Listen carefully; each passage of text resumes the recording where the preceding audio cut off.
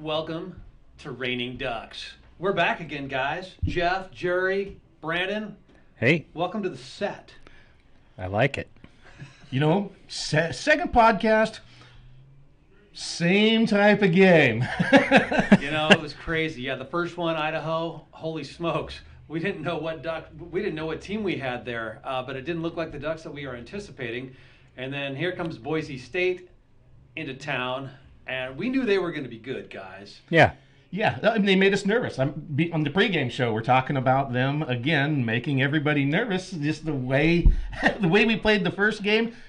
I was really excited to see the difference between how we played in the first game and the adjustment we made in the second game. And then afterwards, I'm just kind of, What adjustments did we make? Yeah, I don't even know. Well, I think defensively we played pretty good most of the game. Allowed a couple of explosion plays. Jeanty ran for 70 yards after a fumble by Patrick Herbert, and then there was another fumble after they stopped us. So it's just like, what is going on here? just plagued by general sloppiness. Just doesn't, I think, again, we're spoiled a bit by what we've seen in the past. Jackson Powers Johnson hiking the ball to Bo Nix. I don't think we can blame it all on Charlie Pickard, but I think that second half, the offensive line played a lot better. They protected better. They made some big holes for your Dutch brothers. My Dutch Made some big holes Dutch for brothers. Jordan James. So, there were those little adjustments in game looked better. I didn't think we made many adjustments against Idaho at all, except for just kind of continue to play, guys.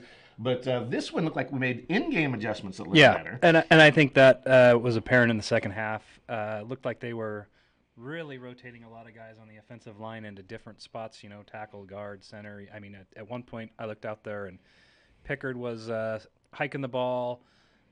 Poncho was over in right guard, and then the second half it was Poncho was back at center, and then you had Nishad Strother back in a guard position and Marcus Harper out there. Tackles pretty much stayed the same with Cornelius and Josh Connerly, but I think the second half really showed that is maybe more of the offensive line that we want going forward with Strother and Poncho at center. They seem to have a lot better continuity with Poncho. It was Pickard that hiked the ball to Gabriel when he wasn't even. I mean, the Wasn't look on even his looking. face was like, "Well, I guess I'm running the ball now." That's and then crazy. the fumble happened. Even so. Marcus Harper in the first half didn't look very good. There's something to that guy right next to you on that offensive line where you just gel and kind of make things happen. Yeah. Hey, by the way, we just want to thank our sponsors, Capital Nissan of Salem. Appreciate them right down there on MLK Parkway and Cherry Avenue. We've also got Advantage Heating, Air, and Electrical, as well as Green Acres Landscape and GA at Home out there on Gaffin Road. Appreciate their sponsorship. And gotta love getting wired with little Dutch Bros right here. Holy smokes. Oh, yeah. It's afternoon time. Jeff Morgan along with Jerry Harris and Brandon Haynes. Second go-round here. And, yeah, Boise State, we knew they were coming in. We knew it was going to be a good game. And was that just Duckman? It was Duckman. I knew. I thought I felt some breeze go by me there. Oh, boy. Okay, well, apparently Duck likes, or Duckman. I can't say Duck, but Duckman loves Dutch Bros, too. So, And to be honest, everybody was nervous about Boise State, but everybody has been saying of the group of 5 teams, Boise State is the likely candidate to get the berth into the playoffs. So they're not a pushover team. well, here's the other thing. Okay, so the Ducks go down to number 9 in the country, AP poll, from number 7. So Penn State barely beats Bowling Green, and they continue to be at number 8. So is there still a kind of a West Coast / Pac-12, old Pac-12 bias going on here, guys? Yes. Yeah, Jerry, go ahead and answer that one. The thing is, we struggled against both of our opponents so far, and it didn't look like we figured it out. So I get a little bit of it. The other part of this, though, to me, is let's do something. Let's earn that respect. Yeah. USC came out and had a great game against LSU. They immediately got respect for that. Moved right up into the But they're polls. USC, Jerry. I know. Yeah. I get it. So we're the stepchild right now. We are right now, and we have to always prove it. And that, you know what, that's okay.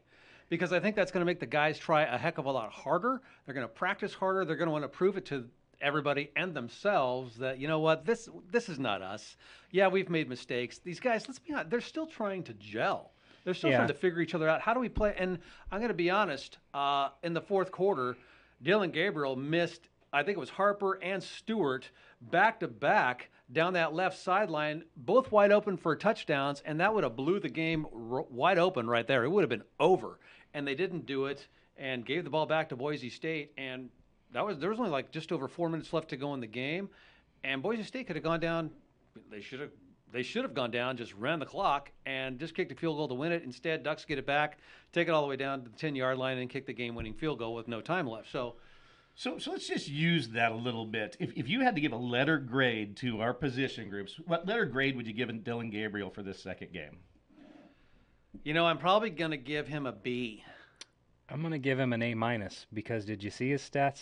I did see 18 his to 21. stats. You missed 3 passes all. 2 of them you just talked about. And I think the other one was, did he miss Trayshawn? Is it the play that Trayshawn Holden got the penalty for? The unsportsmanlike conduct on the sideline?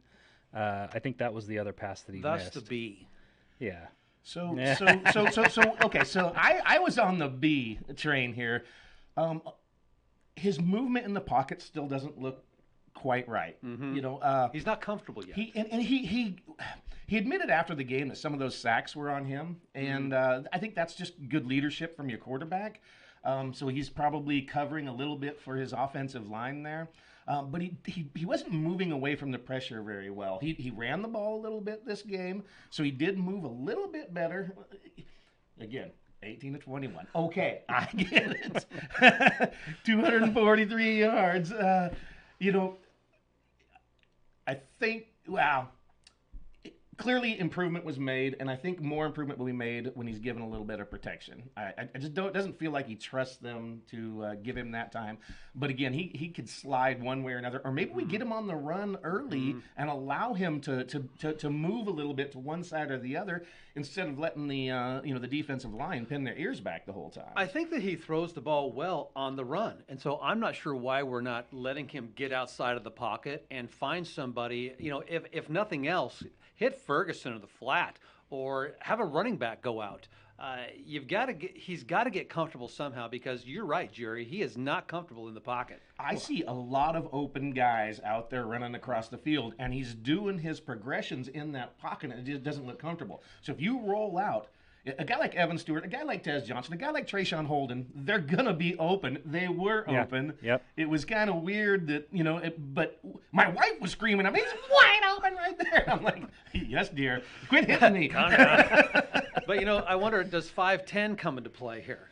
Can't see over the line, Could possibly. very well. I don't know. All the more reason to roll him out a little bit and, move all those guys over there, roll them out a little bit, move that defensive line around a little bit. Okay, so quarterback. How about running back? Jordan James, Noah Whittington. I'd give Jordan probably a B+ and Noah a C.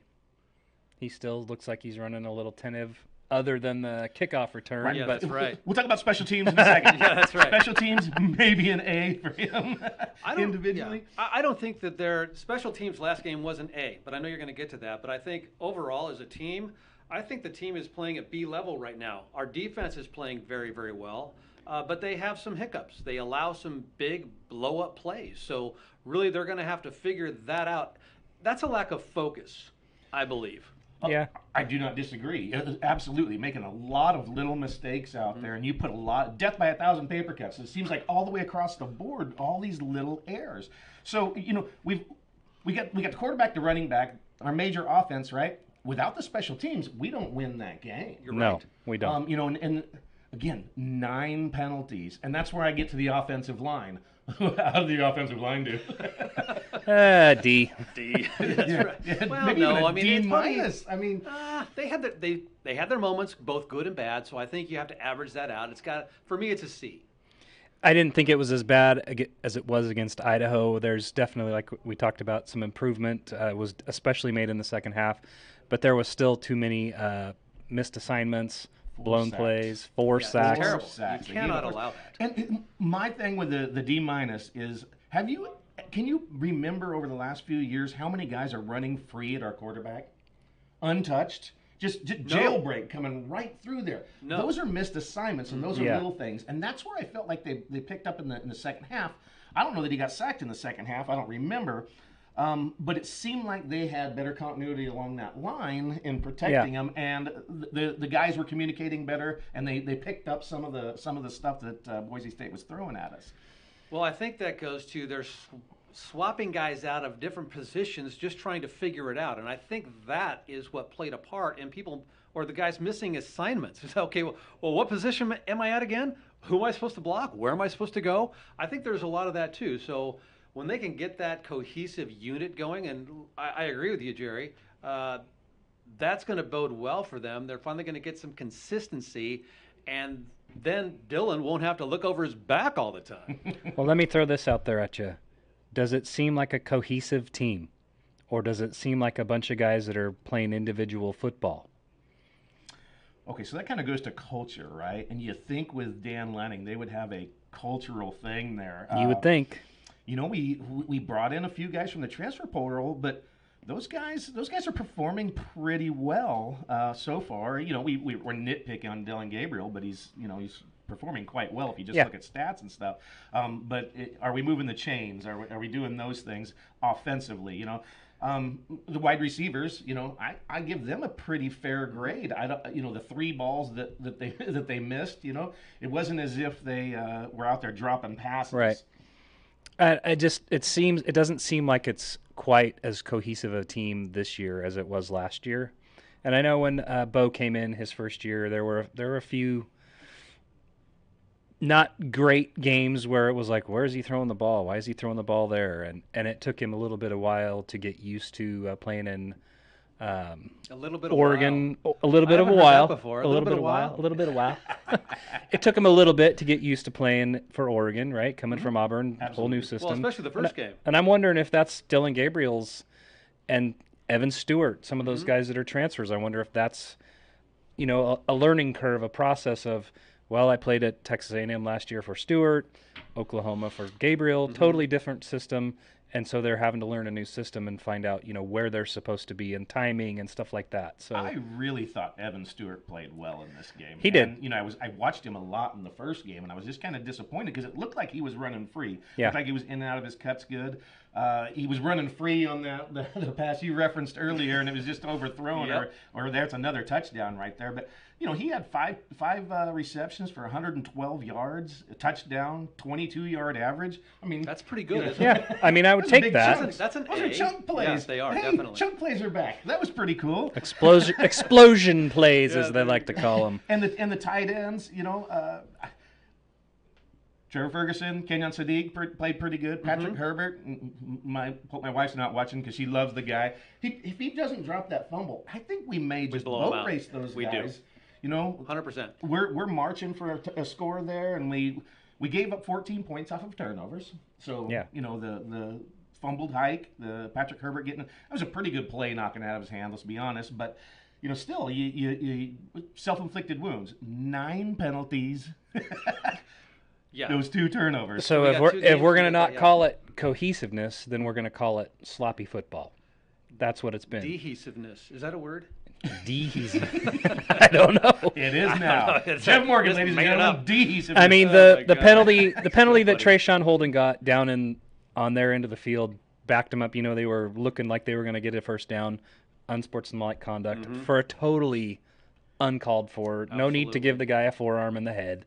Dan Lenning was pretty upset yeah, at that one. yeah. Sean was over there, tail between his legs, going over there. He came back and redeemed himself. did. A He few did. plays later, but But yeah, the sloppy offensive line play with the the holds and the offside or the false starts, and then that penalty. I didn't remember the defense didn't have too many. I don't think. I don't think they did either. Yeah. I don't recall it. I mean, the defense has been playing pretty good the first couple Yeah, of they've been games. solid. so I don't think we have nearly as many questions on defense. Let's run through those real fast. Defensive line, how did they do? I I'm going to give them an A. Okay. I like what they're doing. I'm They had giving them a one B. or 2 plays that they blew, but I mean overall, I think they were put in bad situations. Ashton Genty, Jonte, That however guy- you say it. That guy's phenomenal. 192 yards. Again, 70 of them were on that big chunk. So, even when you take that out, So about 122 yards. But very impressive. And I thought our defensive line played well. I don't think they're an A. I'm Just going to go with because a B. Just because they got gashed. But that guy was impressive. And that takes you to linebackers. I thought our linebackers played excellent. Is it Bocher? Is that that's his? Betcher. Betcher. Oh, Bryce that Betcher, dude yeah. is a Terrific. stud. Yeah. Yeah, He was saw everywhere. a comment about him saying this guy's got to decide whether he wants to go pro in baseball or football now. Stud, led the team in tackles. Jeffrey Bossa was right there in some of those Quick. holes, and He almost had an interception there, too. Did you see Jonte that? moved away from him, and I'm like, no way. So I Yeah. thought the linebackers played well, with the exception of. I tell you what, that guy was impressive. He just had an extra gear to kind of get away from us. I think his anticipation is what really sets him apart. He knows where these plays are going, and he picks those holes, and he knows where to go to get those tackles. And I got to be honest, that dude is he's everywhere. I think he Yeah. sets guys up too. There was one time where he had Jeffrey Bossa right in the hole, and he just got him leaning one way, and he was gone the other way so quick. And it was like Bossa was, instead of attacking him at the hole, he did a little hesitation because he gave him just a little bit That's of all a you juke, need. and he was gone. And I'm like, wow, that hesitation, that was pretty impressive to me. The secondary, I thought our secondary played excellent. Yep. Maddox Madsen, Eminem, 17 of 40, 148 yards, an 8.7 yard average. That secondary played very good. well. Yeah. Shut For the it second down. game in a row, Brandon Johnson, the transfer from Duke, played great. Yeah. Had some Agreed. and Agreed. and Jabbar Muhammad played. He played well. A couple of in early ones, guys were running free on him, but he clamped it down after that, and he got in the game, and he was doing Yeah. really well. Which brings us to, I think, our savior of this game, special teams. We missed an extra point. What was that all about? I tell you what, the Wow. first two punts. the first punt did not look good. Whack! That was a Yeah, that was thing a- just kind of fluttered out. It was there, a and wounded duck. I tell you what, we were given Boise State some field position that we didn't need to give. What's our punter's name? Ross James. And he hit a 68 yarder. Yeah. It was a Just bomb. started Boomed it. bombing him after that. But the first two, I was just like, oh, come on, guys. Yeah. He's side of the one foot of a almost. proven commodity, for goodness sakes. What's going on here? Yeah. Well, I think overall, I think the Ducks, they did what they needed to do to win, despite the mistakes and everything that was going down. So the sacks and everything else. So hopefully they can learn heading into Research Stadium tomorrow. Jeff Morgan, Jerry Harris, Brandon Haynes, listening to Raining Ducks. Raining Ducks. New podcast, by the way. This is our second go round, and I think this second one's going a little bit better. We're not used to having a camera, number one, and I know we're on the radio too. On it's Tuesday at about a little after whenever it's going to air. I don't know, 4:00, 4:30, somewhere in that vicinity. But yeah, I want to thank our sponsors again. Capital Nissan, right down there off the Parkway. Advantage Heating, Air, and Electrical, as well as Green Acres Landscape and Green Acres at Home out there off of Gaffin Road and Highway 22. By the transfer station, I don't know if that's a plus or a minus. It does get a lot of traffic. If you've got trash, you can just cruise into. Once you unload that stuff, you can go get some new plants over Yeah. there at the Green Acres nursery. Pretty close by. It's like 2 minutes. Well, you're taking your yard debris that you cut yeah, down. Just take the yard Now you're going going to to get some just new go stuff. Get your new trees and your new shrubs, and that's the perfect. It's the perfect way to go. Okay, Ducks again heading into Reser. Trent Bray, first-year head coach for the Beavs, the old defensive coordinator, and their defense is playing really good. Shut out San Diego State this last weekend, 21-0. That's saying something. Yeah, they played well. The defense looks really good. Their quarterback play, not so much. Well, he's from Idaho. Their running game, I know. The and old McCoy, right? He was a stud at Idaho last year. But their running game was stout again against San Diego State. So I don't think he's an Ashton Jonte. Jonte. I wish I really knew how to pronounce his name. He's Jam Griffin. What a name, Jam. Jamarius. Jamarius goes by Jam. Jam, yeah. Yeah, whatever. Yeah, I knew that had to be an Well, acronym. and or he was in something Oregon for- State. He went to Mississippi for a year and then came back to Oregon State. I was looking over his roster and I was like, Well, it oh, must that's have, weird. well, I guess he went to play with Leach until Leach passed away and then came back. No, he was at Mississippi, played for Kiffin. Oh, gotcha. Yeah, Okay. yeah. It was the wrong Mississippi. One Mississippi, two Mississippi. He was for the one Mississippi. So yeah, it'll be a good game, I think, this week. I think we'll have a better understanding of where the Ducks are as far as are they going to be able to compete for the rest of the year. Do you think there's anything good that might come out of these first two games, the diversity that we faced here? Yes. There has to be. The adversity, the resilience to they got behind, against Boise State, and they were able to come back and win that game, and there wasn't any quit in them, which I'm happy to see. I was thinking about this, the years of Joey Harrington when he was captain comeback, and how many close games there were in the early part of that season, and just thinking about, if you face that much adversity early on, we may not have panicked against Washington had we not been blowing everybody out every game last year. And then we go against Washington, and even the second time, it took us a whole half before it looked like we got our feet underneath us. So I think I don't think we're going to have as much trouble if we're tight later on because of some of this stuff we've seen. They were talking about resilience a lot post game, and I sure would like to see a comfortable win against the Beavers. Yeah, wouldn't that be nice? But on the road, I don't think you're going to see that. The Reser Stadium is going to be rocking. I mean, this is the Civil War, and all bets are off. You better come to play. Weird things are going to happen. They always do. And I like the resiliency thing. I think that's real. They know how to – whoever is going to step up, whether it's special teams, whether it's defensively, you're going to get an interception and maybe take it to the house. Offensively, maybe they're going to start clicking. Maybe Dylan is going to stop throwing bullets and actually have some touch on those passes so he can actually just drop them into the receivers, because I think the offense is definitely there. I think the offense can and will score on that Beaver defense. Yeah, I agree with you, Jeff. You know what? Going back to last year versus this year, last year when Will Stein came in and they said, "Oh, he's great," I wonder how much of it was Bo Nix making adjustments at the line, and I want to see Dylan Gabriel start making some of those adjustments, start reading the defense, make the adjustment at the line, because it just seems like that on some of these plays, the defense knows what we're going to run. If they put Kenyon Sadiq out there in motion, it's going to be a run, because that's what we've been seeing the last two games. So I want to see Dylan Gabriel start making some reads at the line, start calling some audibles, and show us that he's a 6-year quarterback in Power 5 football. It'd be great to see some misdirection. I mean, have that guy go one way, Sadiq. Yeah. And then actually have Dylan run out to the right or to the left, whichever way he's more comfortable. Obviously to the left because he's a lefty. Keep these guys on their toes, because I don't think they've shown anything. Everything is very vanilla. Yeah. And I don't know if that's Stein. I don't know what his game plan is, but so far it hasn't been very good. No. That's why I'm wondering if Bo is covering up some of his inadequacies last year. Then we need to see Dylan start, making some calls of his own. Well, start reading the defense. We did see Bo on Sunday night, and I think he's adjusting to the NFL. They're a little bit quicker. Yeah, a little bit. Than he saw all year. Quite a few ill-advised throws there. Gee whiz. But overall, I thought Bo did a pretty good job. He managed pretty well, and they had a shot to do something.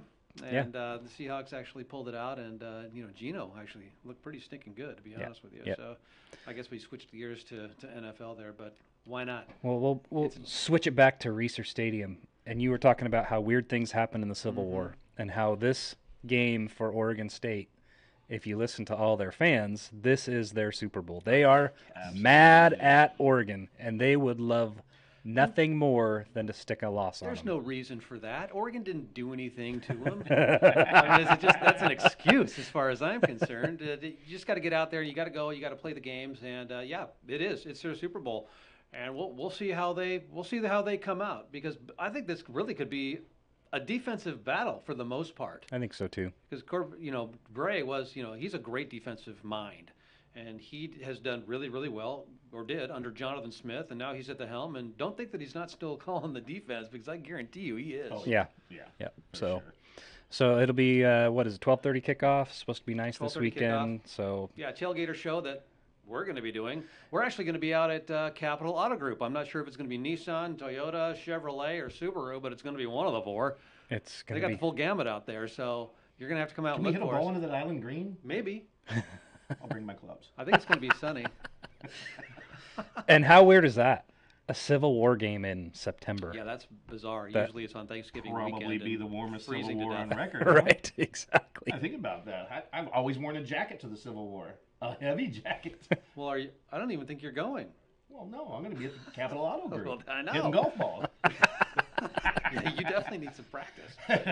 Yeah, buddy. Oh my gosh. Oh, by the way, I don't. So Jerry, okay, so it's Jeff Morgan, Jerry Harris, and Brandon Haynes. In case you didn't hear it earlier, we're the Three Musketeers. I hate using that line, and I shouldn't even have brought that up. Yeah, you. Three that's three not very amigos. good. Yeah, I Hey, rescind hey, that. amigos, I like that, yeah. The Three Amigos. Yeah. Okay, I can do that. Yeah, Steve Martin, Martin Short, yeah, all those guys. They were funny. Yeah, I think that's a better. That's a better play right there. Yeah. So okay, good. So the Ducks and the Beavs, offensively, I don't know. 21 points against San Diego State. How do you guys read into that one?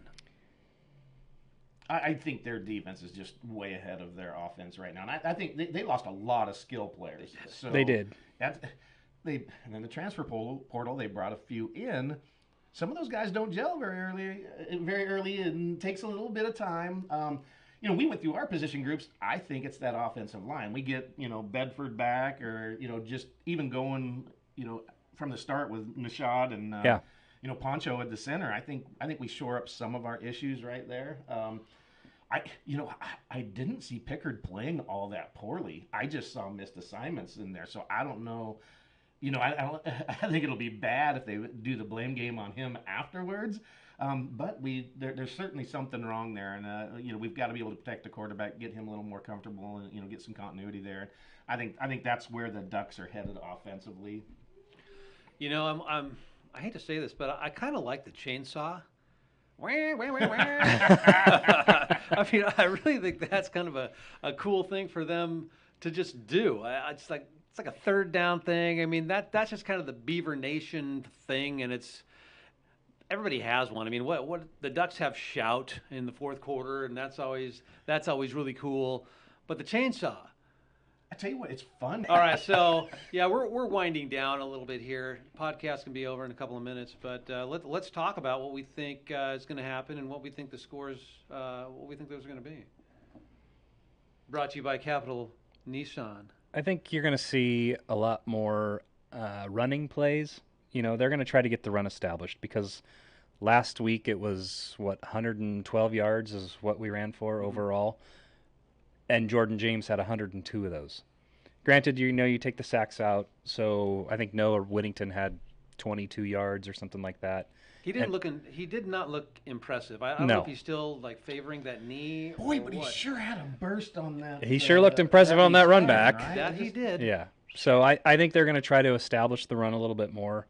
Once you get that run game going, that opens up the passing lanes, and that'll get the linemen, because it just seems like the last two games, the Idaho teams, Idaho and Boise State, which we are kings of Idaho this year, have just been stacking the box and rushing because they've proven that they can do that. I gotta feel we're building towards this, and I think we'll go something around 35 to 24 ish. That's probably That still doesn't good. cover the spread, but I think we're building towards something. Then we have a bye week, right? Yeah. Go to Then we got UCLA. UCLA and Michigan State. I think we're building towards something here, and I think the schedule lends itself to be able to do some of this stuff. Right.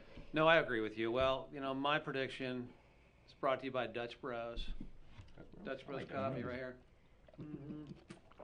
Take a little swig, but yeah, I'm right there with you, Jerry. I think that it's going to be 30s, 20s. I like 37 to 21. I don't think the Beavs are going to be a whole heck of a lot, but we've got to get out. Our time is up. So thanks for listening. Reigning Ducks right here. We'll see you next time. Go Ducks. What up?